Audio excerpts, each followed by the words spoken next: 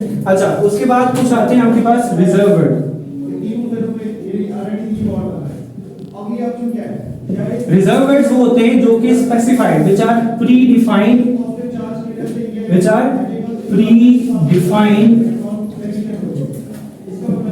इन C library. C library का मतलब होता है कि सी के फंक्शंस के अंदर ये फंक्शंस पहले से बिल्ट इन होते हैं, यानी कि प्री डिफाइंड होते हैं।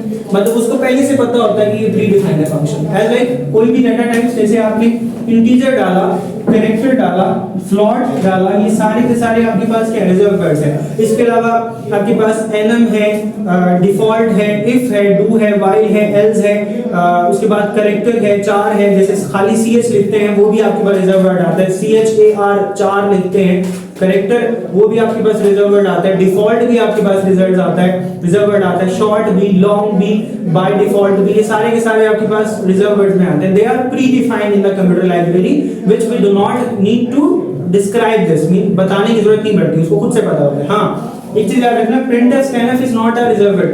अभी कुछ दिनों पहले मैंने पेपर दिया था बच्चों को, तो अभी इनके बच्चों को ठीक है, तो वो कह रहे थे कि सर उन्होंने स्टेटस, काफी सारे बच्चों ने ना वो लगाया हुआ है एमसीक्यूज के अंदर ऑप्शन पे लगाया हुआ है printf और scanf जो होता है वो रिजर्व वर्ड है। नहीं, printf रिजर्व वर्ड नहीं है। printf are the user built in function होता है, वो पहले से मौजूद तो है, but these are not a reserve word. Short reserve word होता है, लॉन्ग रिजर्व वर्ड होता है, पहले से मौजूद है, ठीक है। जैसे स्विच हमने इस्तेमाल किया था, डू यूज किया था, while, if, else if else if, ये सारे के सारे एनम है। आगे जाके आप क्लास यूज करेंगे चैप्टर नंबर 8 के अंदर, फंक्शन आपने यूज किया था। फिर हमने अभी जो कुछ दिनों पहले हमने चैप्टर नंबर 6 पढ़ा था, फॉर्मल पैरामीटर्स, एक्चुअल पैरामीटर्स वगैरह, लोकल, ग्लोबल। लोकल और ग्लोबल भी रिजर्व वर्ड्स हैं, क्योंकि ये पहले से प्री डिफाइंड है, उसको बताया नहीं गया, उसने कहा ये लोकल वेरिएबल्स हैं, खुद से बना देगा, ठीक है। तो दीज आर रिजर्व वर्ड्स, तो ये वो रिजर्व वर्ड्स कहलाते हैं जो कि प्री डिफाइंड होते हैं। फंक्शंस के अंदर इनका इस्तेमाल ये होता है कि आपको बताने की जरूरत नहीं पड़ती जब भी हम इस्तेमाल करेंगे। खैर मैं अभी 10th वाला थोड़ा सा बता देता हूँ कि 10th में हमने प्रोग्रामिंग कैसे की थी, फिर सेकंड ईयर का तो पता ही है हम लोगों ने किया, और पहले से दोबारा बता दूंगा।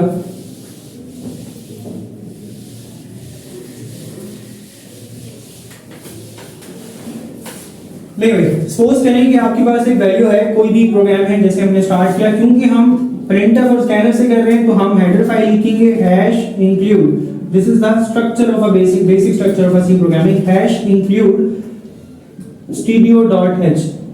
इसको स्टूडियो नहीं पढ़ना, इसको स्टूडियो पढ़ते होते हैं। कैसे? अब इन तीनों का ना अलग अलग मतलब है। हैश को कंप्यूटर में शार्प कहते हैं, जैसे हमने सी शार्प पढ़ा था, लेकिन इसको यहाँ पे हैश ही पढ़ेंगे, ठीक है।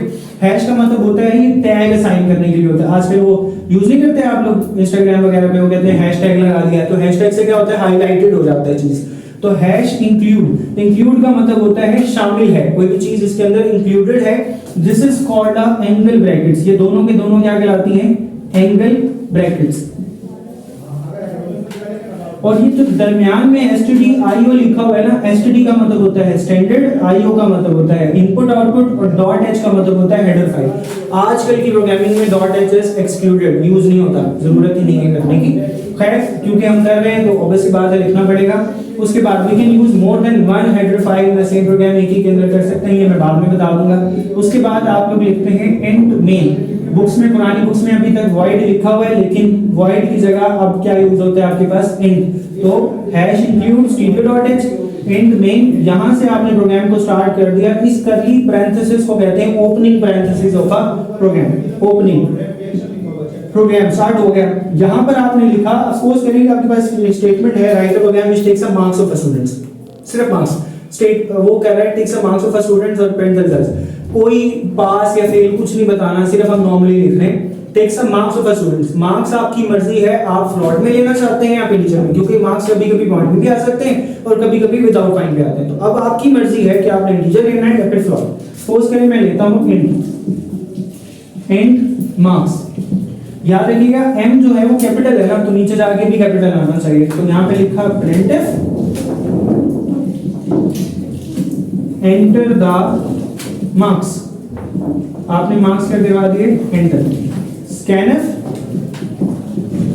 मॉड्यूलस d, रीजन क्योंकि इंटीजर का फॉर्मेट स्पेसिफायर, अभी मैंने बताया था इंटीजर का फॉर्मेट स्पेसिफायर क्या होता है, मॉड्यूलस d। तो यहाँ पे मॉडुलस डी आएगा या फिर मॉडुलस आई भी लिख सकते हैं, डिपेंड्स अपॉन यू। और ये इन्वर्टेड कॉमा से एंड कर दिया और यहाँ पे लिखा एम्परसेंड। एम्परसेंड का मतलब होता है एड्रेस, ये कंप्यूटर में एड्रेस को स्टोर करवाता है, यानी कि कोई जगह ले लेगा। और यहाँ पर मार्क्स आप सपोज करें कि आपने m लिखा स्मॉल, डजंट मैटर, क्योंकि printf हमारे लिए होता है, it is an output function, हमारी मर्जी है जैसे मर्जी लिखें, डजंट मैटर। बट यहाँ पर आपको वही लिखना पड़ेगा जैसे आपने वेरिएबल के अंदर लिखा हुआ है। जिस चीज ये है सिंटैक्स, प्रोग्राम का सिंटैक्स क्या होता है, जैसे सिंटैक्स की डेफिनेशन क्या होती है? The set of rules according to which A set of rules to write a program. Every program has its own and unique syntax. हर प्रोग्राम को सॉल्व करने का एक अपना तरीका होता है, जिसे कॉल्ड अ सिंटैक्स। जैसे मैथ्स में फॉर्मूला होता है हर चीज को सॉल्व करने का। तो ये क्या कहलाएगा? Data type. ये क्या कहलाएगा? Variable name. क्या कहलाता है? वेरिएबल का नेम। और यहीं पे वैल्यू असाइन कर देता है। लेट्स सपोज मैंने लिखा 50, तो ये वेरिएबल इनिशियलाइजेशन है, वेरिएबल इनिशियलाइज हो रहा है। फिर यहाँ पे आपको वैल्यू लिखने की जरूरत नहीं थी, बट क्योंकि मैंने नहीं लिखा तो इसलिए यहाँ पे आपने लिख दिया एम्परसेंड मार्क्स। अब हुआ क्या कि यहाँ पे ये सेव तो हो गया, लेकिन मैं इसको शो भी करना चाहता हूँ। मैं कहता हूँ कि मुझे इसको शो करना है, तो मैं यहाँ लिख देता हूँ नीचे। तो यहाँ पे लिखेंगे printf the marks is modulus D. किसमें सेव हो रहे हैं? मॉड्यूलस डी में। और कहाँ सेव होने चाहिए? मार्क्स के अंदर। ठीक है, ये प्रोग्राम एंड हो गया, सिंपल। सबसे पहले इंट डाटा टाइप है, मार्क्स नंबर लिया आपने, कोई भी नंबर बोले, 28 यहाँ पर आके 28 सेव हो गए। अब सेव तो हो गए, लेकिन आपने कहा था शो भी करवाने हैं, कहा print the result, print the marks, marks show करवाने थे। तो यहाँ तक अगर आप लिखते ना प्रोग्राम ठीक था, लेकिन प्रॉब्लम ये थी कि उसने कहा कि मुझे शो भी तो करवाए ना। तो आउटपुट जैसे आप दबाएंगे वो पूछेगा एंटर द मार्क्स, आपने एंटर किया 28 तो सेव कर देगा, लेकिन उसमें शो नहीं करवाया। तो शो करने के लिए आपको यहाँ जाना पड़ेगा, वो कहता है the marks is modulus D, क्योंकि मार्क्स किसके अंदर सेव है? मॉड्यूलस डी डाटा टाइप के अंदर सेव है। तो यहाँ पर आ जाएगा 28। तो आउटपुट में क्या शो करेगा? The marks is modulus D की जगह क्या शो करेगा? 28। क्यों? क्योंकि डाटा टाइप के अंदर फॉर्मेट स्पेसिफायर के अंदर 28 मार्क्स पड़े हुए थे जो आपने स्टोर किए। ठीक है, तो इस मार्क्स की जगह पे वो क्या शो करवा देगा? The marks is 28। क्लियर हो गया? गुड हो गया। चलिए जी बाय। अल्लाह हाफिज़। मैं भूल गया था ये कब देख रहा है। चलिए बाय।